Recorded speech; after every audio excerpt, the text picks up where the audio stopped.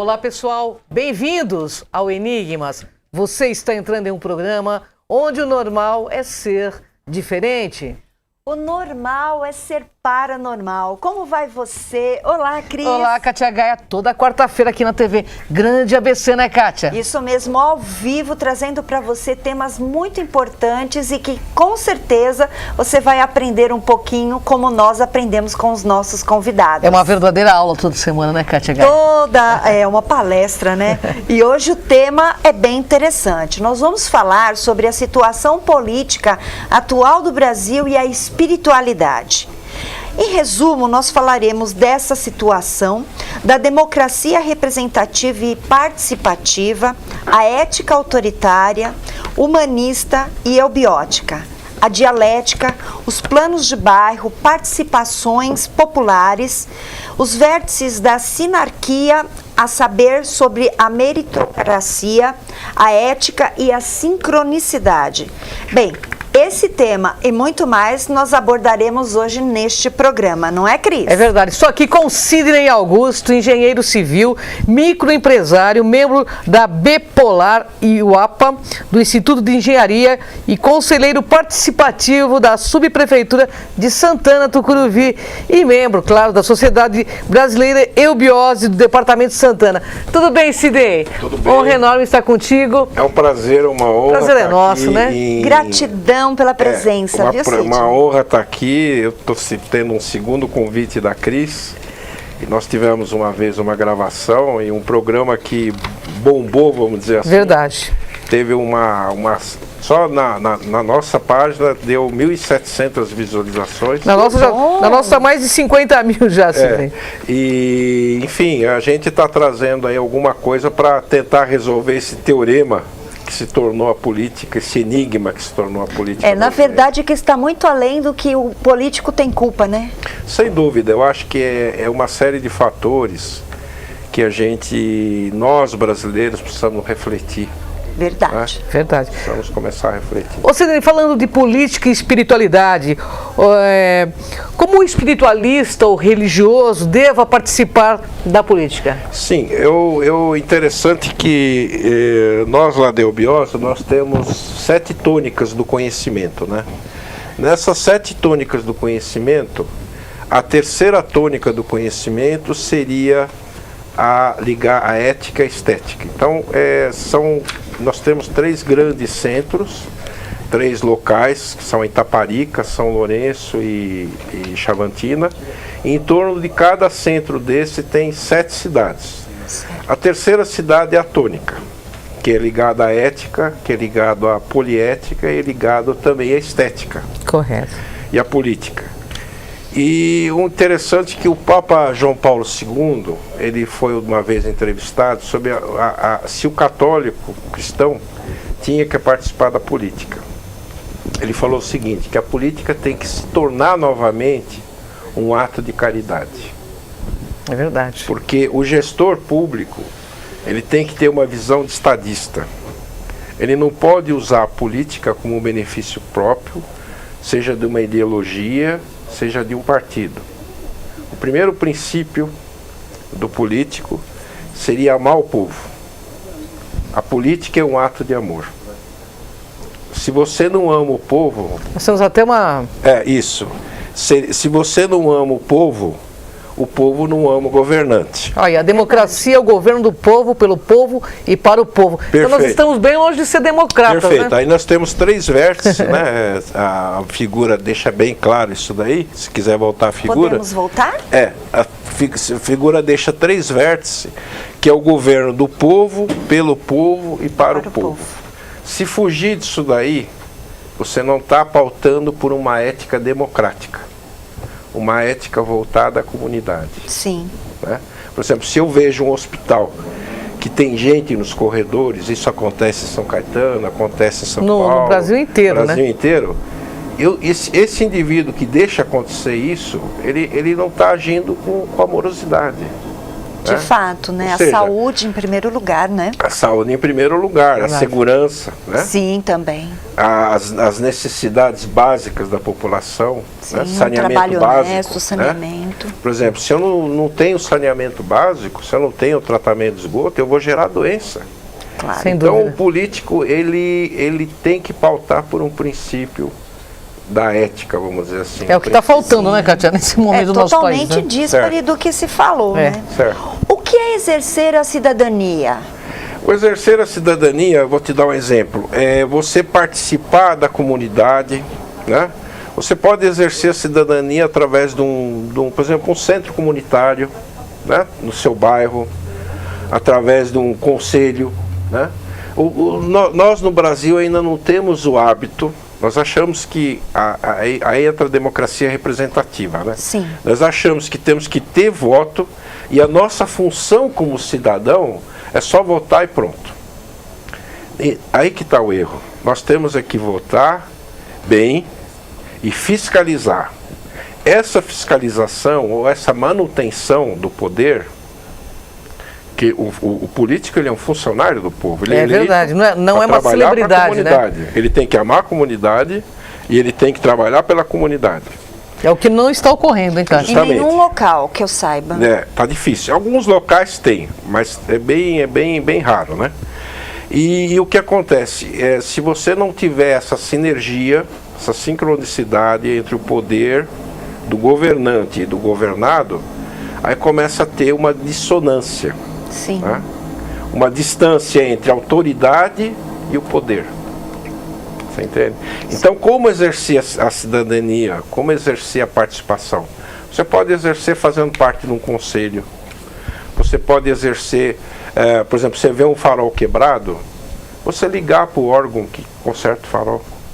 Você vê uma luz queimada, você percebe, às vezes tem gente que mora numa rua, outro dia eu estive no local, 6 meses a luz queimada. Escuta, alguém reclamou? Ninguém. Aí que está, é humanamente impossível, por exemplo, a Prefeitura de São Caetano, saber quantas lâmpadas e quantas ruas tem e localizar uma que está queimada. Verdade. Agora, o cidadão, o mínimo que ele tem que ter chama-se zeladoria. Então, qual é o princípio da zeladoria? Por exemplo, eu varrer a minha calçada. Né?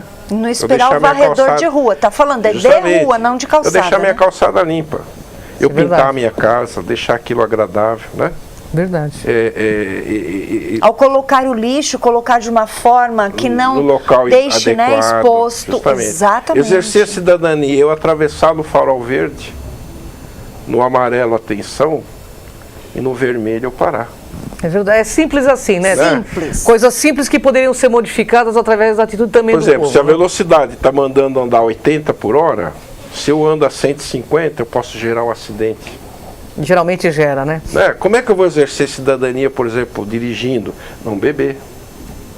Verdade. Ou seja, a cidadania, ela tem que ser participativa. Ela não verdade. pode só eu votar no cara e tchau e benção. Aí que está um dos nossos... Então, as pessoas veem os políticos como celebridade, mas é como você disse, eles são funcionários do povo, mas o povo também tem que participar do que ocorre no nosso país, né? Tá. Sidney, vamos falar um pouquinho do que é ética para o nosso internauta. Sem dúvida, a ética, ela é um princípio, vamos dizer assim, um princípio ético, são normas de conduta. Né? Por exemplo, qual seria a grande norma de conduta do cristão? Os 10 mandamentos. São princípios éticos de conduta. Né? Amar a Deus sobre todas as coisas, respeitar. Quais são o princípio ético de uma sociedade? São as leis, Constituição, Sim. que rege. Né? E ela rege um clã, rege uma família. Qual o princípio ético de uma família? Pois é. Né? Respeitar pai e mãe. Usar aquelas palavras mágicas que nós falamos, né? Verdade. Obrigado. Bom dia. Bom dia, né? Bom dia. Me perdoe. Dá licença, me perdoe. Né? Ou seja, como eu relacionar com o outro. Né? Por exemplo, nós temos 3 grandes filósofos que estão muito na mídia. É o Cortella, Sim. me lembro agora, é o Pondé, né? E o outro é o Leandro Carnal. Sim. Carnal, maravilhoso. São Eu três. também. O Cortella um dia perguntaram para ele o que é ética. Ele falou: ética é o jogo de 3 palavras. O que eu posso, o que eu devo, né? O que é poder, querer e dever. O que eu posso, o que eu quero e o que eu devo fazer. Né? O que eu devo fazer para a minha comunidade, o que eu posso fazer. Desse jogo dessas 3 palavras, eu achei ele muito feliz nisso aí. Verdade. Eu tenho, por exemplo, poder é direito, dever é compromisso.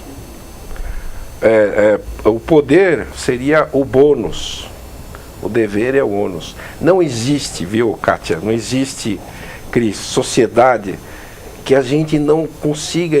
Isso aí está meio misturado na cabeça do brasileiro. Sim. Não é, aquela história do que eu tudo posso, eu tudo faço.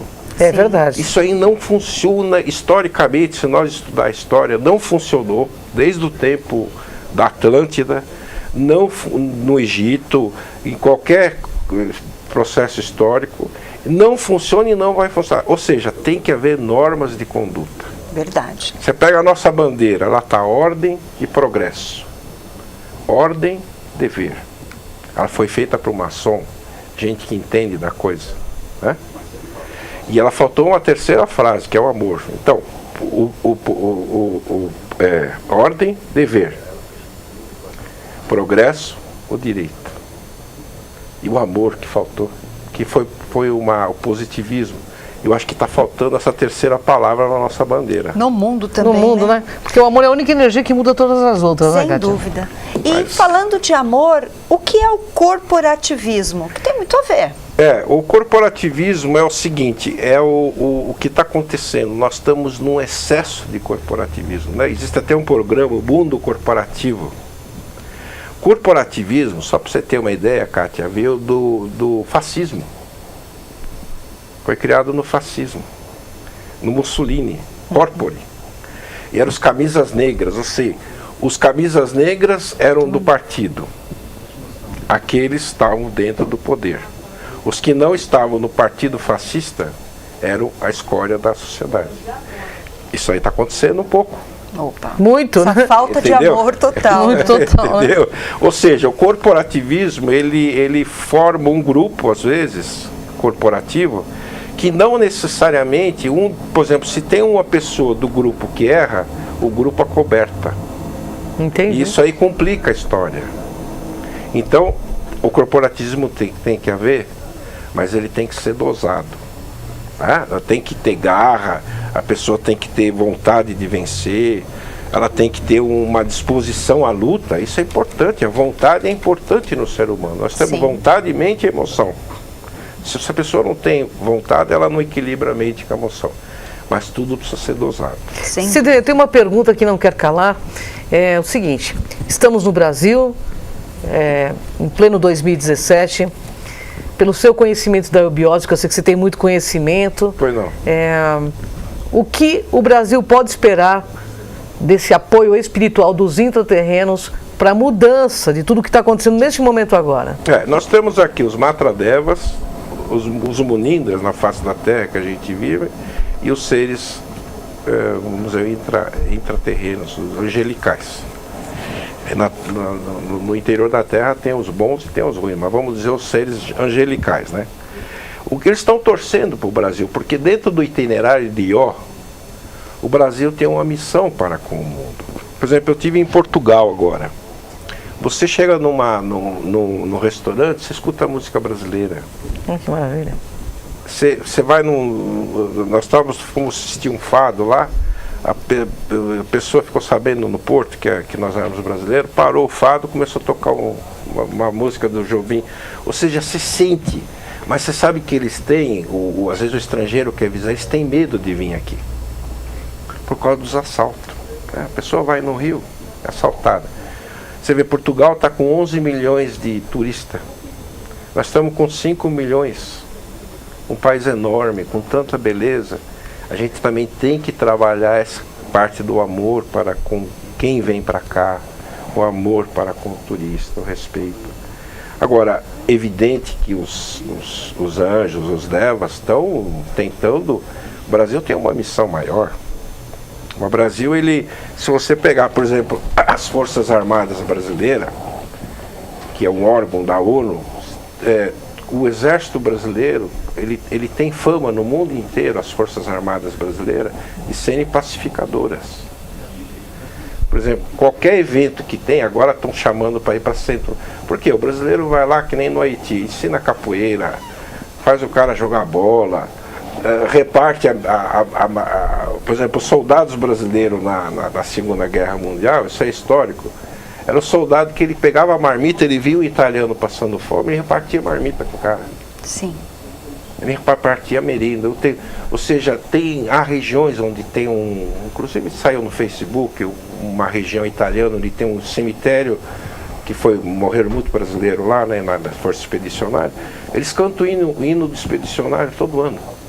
Olha que interessante. A bandeira brasileira, porque tem aquele, meu avô minha mãe estava grávida de mim e um brasileiro me deu comida para sobreviver. Pois é. Tá entendendo? Bem, nós vamos mudar um pouco a energia, porque nós precisamos saber do seu ponto de vista.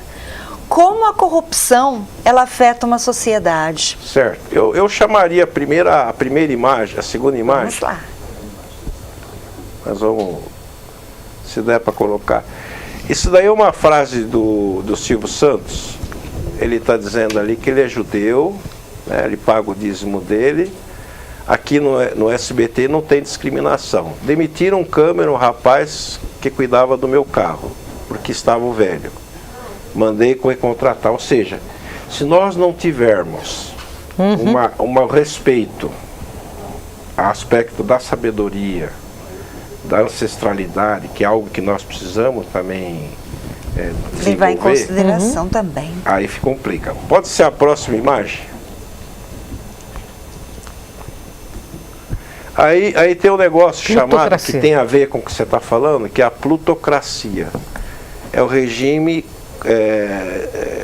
governo regido pelas classes mais favorecidas economicamente e a influência das elites econômicas no exercício do poder. O problema da corrupção é um problema econômico, né? Se nós tivermos, por exemplo, nós temos agora a Operação Lava Jato. Sim. O juiz Moro, né? Esse cara é um sujeito abençoado. Já disseram para ele que ele é da linha dos Mórias, né? Eu não haja visto o nome dele. Ou seja, ele está... Não vamos levar que ele está perseguindo o PT, o partido A, B, C ou D. Ele está tratando praticamente todo mundo. O Aécio foi... inclusive era presidente do PSDB. Ou seja, todos os partidos estão tendo uma saia justa com ele. Ou seja, se você for governar, governe com probidade. Claro. Você entende? A corrupção, ela mata, ela cria problema, né? Ela é um gera... vício também, né? Ela é um vício. Você ela entende? É um vício. É como se fosse o indivíduo viciado em bebida. Sim. Porque às vezes o indivíduo não está nem precisando de dinheiro. Só para você ter uma ideia. Há cargos na Petrobras, por exemplo, aquele Cerveró e outros que estão... O salário deles era de 80, 90, 100, 120 mil reais por mês.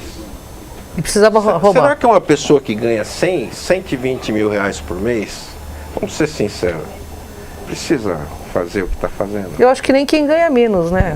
Não, eu acho que tem que ser um princípio. Mas o indivíduo que ganha isso, que ela falou, é um impúber, ele é uma pessoa...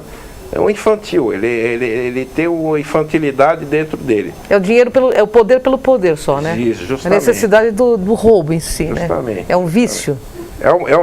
É difícil a coisa, é muito complicado. Se você puder passar a imagem, vamos enriquecer o que nós estamos falando. Próxima imagem.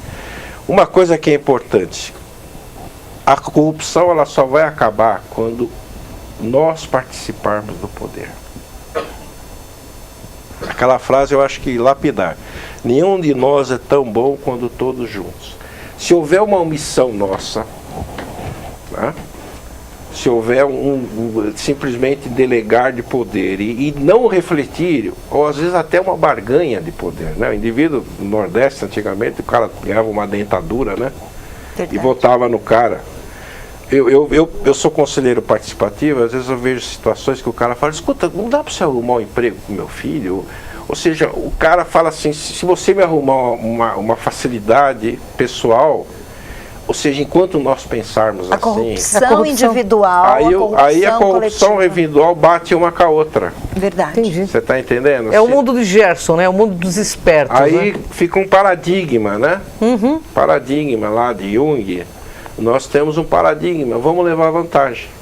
A lei de quem quer levar vantagem em tudo, né, cara? E uma coisa que eu acredito que a população acreditava era que um partido que era do povo fizesse pelo povo. E eu acho que as pessoas ficaram muito condicionadas esperando acontecer e nada aconteceu. E foi uma cegueira, né? E foi, para mim, o partido que mais afundou. Mas esse partido aí, o que aconteceu? Houve uma série de promessas, estava tudo errado. E todo mundo esperou, né? O líder dele, né, vamos dizer, o Lula, ele dizia isso, estava tudo errado, isso que aquilo, tal. Putz, mas aí você bota o cara lá, um cara que tinha tudo para fazer história. Para fazer uma bela história, né? Para ter um momento, ser lembrado na história brasileira como um grande. Se meter Mas se ele fizesse o que ele falava, né? Mas ele não tinha essa coerência. Não tinha essa coerência, infelizmente. Além disso, ainda começou a se misturar com velhos bacharéis aí da política. Verdade. Que se corrompeu todo o processo. Aí é complicado, né? É uma corrupção plena no poder, o que nós vemos hoje, né, Cida? Vamos passar a próxima imagem. Espero que tenha jeito. Isso que eu vou perguntar aí para ele agora. Próxima imagem, pessoal. Uma coisa que é importante... Olha lá, fila para detonar. Eu acho que a tal da participação. E fila para construir algo, olha lá, pouquíssimas pessoas. Então o que acontece? Nós temos muita crítica vamos lá, verdade. Tomando uma cerveja e nós estamos criticando o governo. A gente chega a ser até cansativo, né? Você vai num ambiente, pá.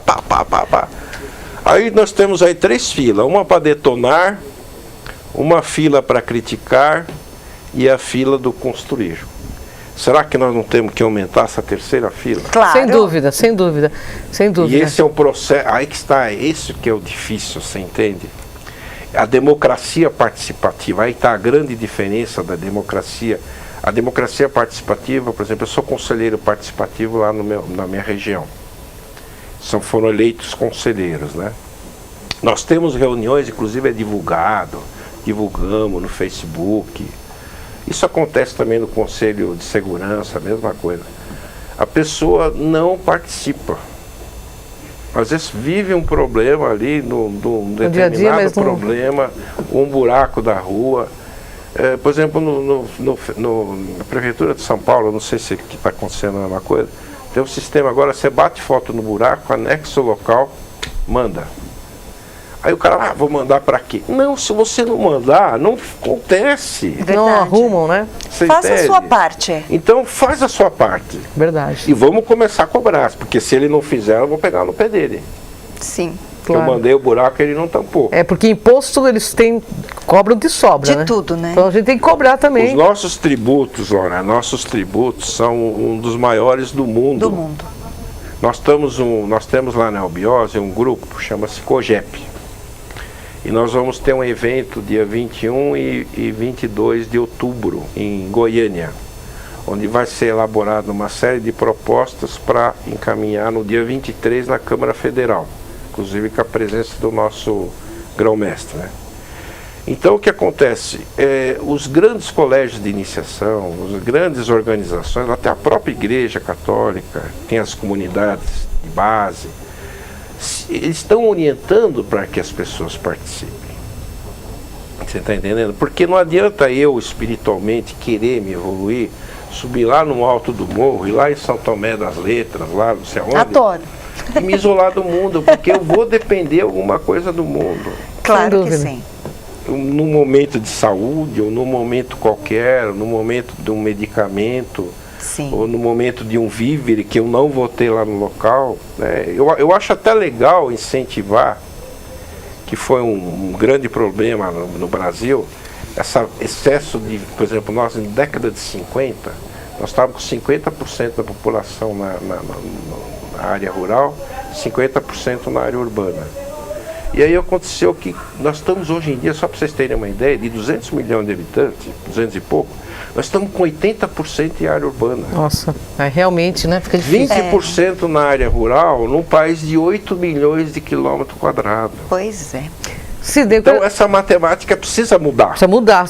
A realidade, né? Precisa mudar, né? Você está entendendo? Porque o que acontece? Eu expulso o cara onde ele tinha lá o seu sítio, sua chácara, ele produzia seu alimento.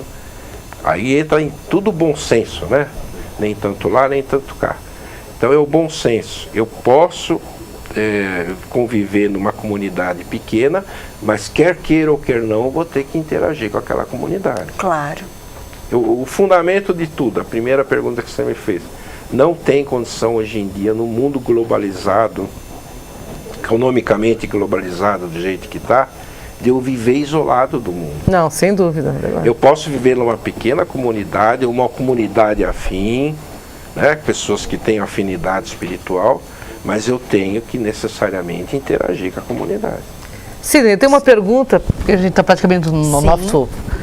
quase encerrando o nosso programa, mas essa pergunta, qual você acha que seria a solução para o Brasil, nesse momento, sair desta crise, falando de espiritualidade e política? Eu acho o seguinte, dá para passar a próxima imagem ou não, se puder? Sim, por favor.